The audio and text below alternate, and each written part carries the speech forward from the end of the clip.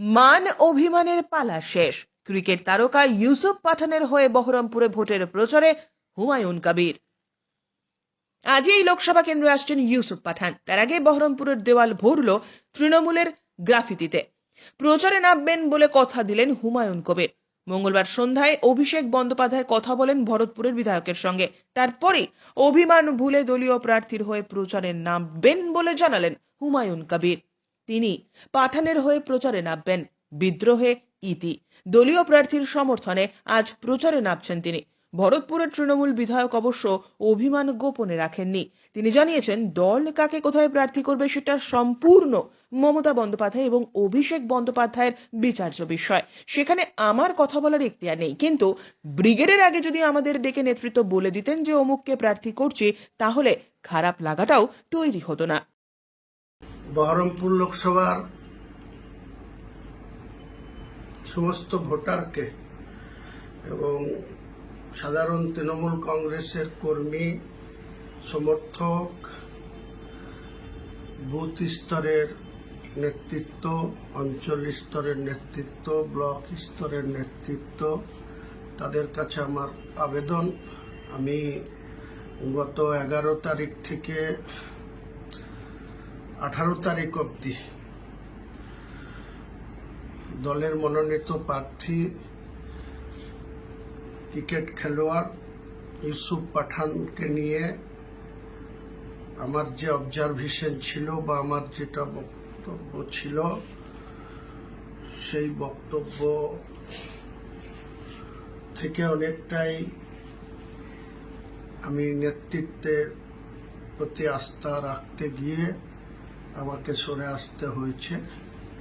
আমি সেই বহরমপুর লোকসভার তৃণমূল কংগ্রেসের কর্মী সমর্থক, বুথ স্তরের নেতা, অঞ্চল স্তরের নেতা, ব্লক স্তরের নেতা, যারা প্রকৃতপক্ষে এমএলএ, এমপি আমাদের মতো লোককে ভোট দিয়ে নির্বাচিত জনপ্রতিনিধি করে, তাদের কাছে আবেদন, গতকাল 19 তারিখে সন্ধ্যায় ক্যামাকি স্ট্রিটে আমাদের দলের সর্বভারতীয় সাধারণ সম্পাদক শ্রীমান অভিষেক বন্দ্যোপাধ্যায়ের সঙ্গে আমার রুদ্ধদ্বার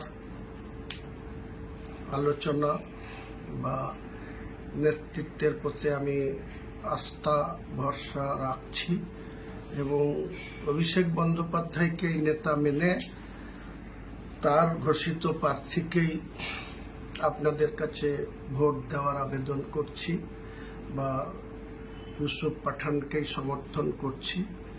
আমি বিশেষ কাজে কলকাতায় আছি, 2 দিনের জন্য দিল্লি যাব।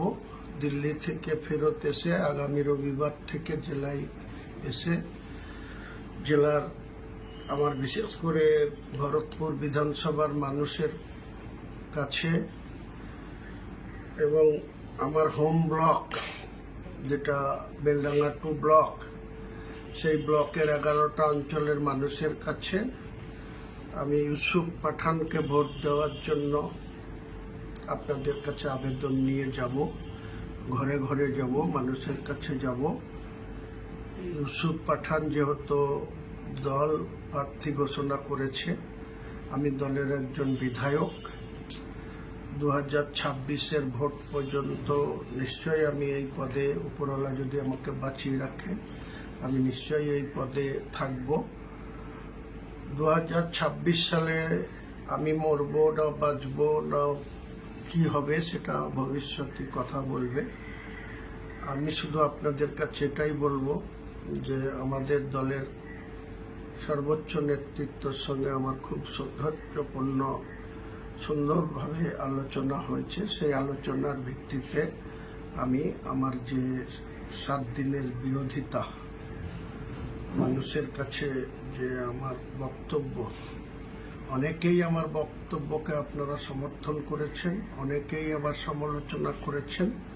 যারা সমালোচনা করেছেন তাদের কিছু বলবো যে আপনারা দলের প্রার্থীর হয়ে ভোট করে দেখান, আর আমাকে যারা সমর্থন করেছেন তাদেরকেও বলবো আমার মুখ চেয়ে আমাকে সম্মানিত করার জন্য আমার দলের নেতা অভিষেক বন্দ্যোপাধ্যায়ের সঙ্গে যে আমার আলোচনা, সেই আলোচনাটা অনেক ফলপ্রসূ আলোচনা হয়েছে।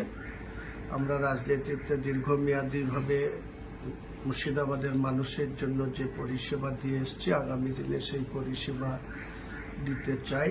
অঙ্গীকার করে আপনাদের সকলকেই আবেদন রাখছি। ব্যুরো রিপোর্ট, উত্তরের প্রহরী।